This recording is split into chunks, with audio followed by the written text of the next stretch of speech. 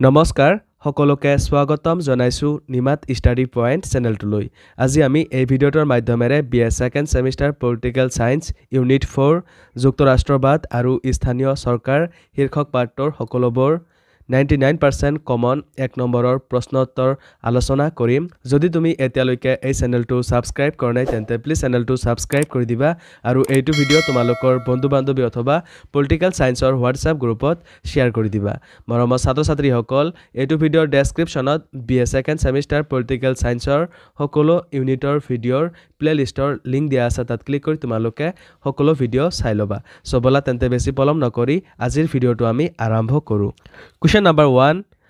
ভাৰতীয় সংবিধানৰ কোনটো অনুচ্ছেদত জম্মু আৰু কাশ্মীৰক বিশেষ মৰ্যাদা প্ৰদান কৰা হৈছে আনসাৰ 370 নং অনুচ্ছেদত Question number 2 নিজ সংবিধান থকা ভাৰতৰ একমাত্ৰ ৰাজ্যখনৰ নাম কি আনসাৰ জম্মু আৰু Kashmir Question number 3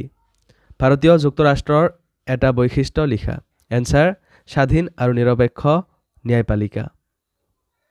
Question number 4 যুক্তৰাষ্ট্ৰীয় ব্যৱস্থাপন প্ৰথমে কোন দেশত স্থাপিত হৈছিল আনসাৰ আমেৰিকা যুক্তৰাষ্ট্ৰ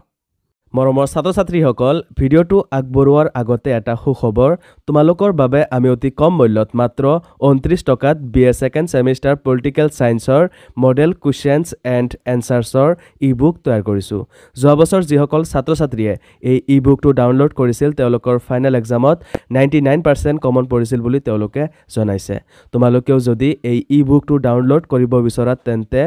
স্ক্ৰিনত দিয়া হোৱাটছআপ নম্বৰত তোমালোকে মোৰ মেনেজাৰৰ লগত কন্টেক্ট কৰিবা ধন্যবাদ Question number 5 সংবিধানৰ কোনটো অনুচ্ছেদত ভাৰতক সংঘৰাষ্ট্ৰ বুলি কোৱা হয় আনসাৰ 1 নং Question number 6 ভাৰত যুক্তৰাষ্ট্ৰক সাংবিধানিকভাৱে কি শব্দৰে জনা যায় আনসাৰ ৰাজ্যসমূহৰ সংঘ Question number 7 ভাৰতীয় সংবিধানে ক্ষমতাৰ বিভাজন কৰিছে নেকি আনসাৰ কৰিছে Question number 8 ভাৰতৰ নাগৰিকসকলে দ্বি নাগৰিকত্ব ভোগ কৰে নে আনসাৰ নকৰে Question number 9 কেন্দ্ৰীয় চৰকাৰে কোনো ৰাজ্যৰ শাসনভাৰ নিজৰ হাতলৈ নিব পাৰে নে আনসাৰ পাৰে যেতিয়া ৰাজ্যত আইন শৃংখলা বিঘ্নিত হয় Question number 10 ভাৰতীয় সংবিধানৰ কোনটো অনুসূচীত ক্ষমতা বিভাজনৰ বিষয়ে উল্লেখ আছে আনসাৰ সপ্তম অনুসূচীত Question number 11 ভাৰতীয় যুক্তৰাষ্ট্ৰত অৱশিষ্ট ক্ষমতা কোনে ভোগ কৰে আনসাৰ কেন্দ্ৰীয় চৰকাৰে Question number 12 ভাৰতবৰ্ষত ৰাজ্য পুনৰ গঠন আয়োগ কোন চনত গঠন কৰা হৈছিল আনসাৰ 1953 চনত Question number 13 তেলেংগানা ৰাজ্য কেতিয়া গঠন কৰা হৈছিল আনসাৰ 2014 চনত Question number 14 NSCNৰ সম্পূৰ্ণ ৰূপ কি answer Naga socialist council of Nagaland Question number 15 Bharatvarsha এখন সম্পূৰ্ণ যুক্তৰাষ্ট্ৰ হয়নে আনসাৰ নহয় ভাৰতবৰ্ষ অৰ্ধ যুক্তৰাষ্ট্ৰ হয় Question number 16 গুৱাহাটী পৌৰ নিগমৰ সৰ্বোচ্চ সদস্য সংখ্যা কিমান আনসাৰ 60 জন Question number 17 গুৱাহাটী পৌৰ নিগম কোন চনত স্থাপিত হৈছিল আনসাৰ 1974 চনত Question number 18 73তম সংশোধনী আইনখন কোন চনত গৃহীত হৈছিল আনসাৰ 1993 চনত Question number 19 আধুনিক ভাৰতত স্থানীয় চৰকাৰৰ জনক বুলি কাক কোৱা হয় answer lord Ripon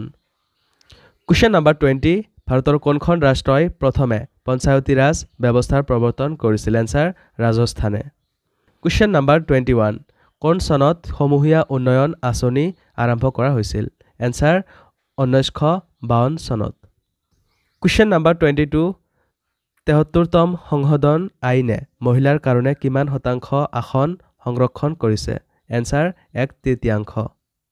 Question number 23 পঞ্চায়তৰ কাৰ্যকাল কেইবছৰ আনসাৰ 5 বছৰ Question number 24 অসমত কেইতৰপীয়া পঞ্চায়ত আছে আনসাৰ 3 তৰপীয়া পঞ্চায়ত Question number 25 জিলা পৰিষদৰ এটা কাৰ্য উল্লেখ কৰা আনসাৰ জিলা উন্নতিৰ কাৰণে অৰ্থনৈতিক আৰু সামাজিক ন্যায় সম্পৰ্কীয় আঁচনি প্ৰস্তুত কৰি কাৰ্যকৰী কৰা কুৱেশ্যন নম্বৰ 26 আঞ্চলিক পঞ্চায়তত কেই প্ৰকাৰৰ সদস্য থাকে এনসাৰ 4 প্ৰকাৰৰ সদস্য থাকে কুৱেশ্যন নম্বৰ 27 গাঁও সভা মানে কি এনসাৰ গাঁও সভা হল গাঁও পঞ্চায়ত এলেকাৰ অধীনস্থ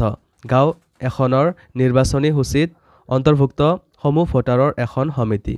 কুৱেশ্যন নম্বৰ 28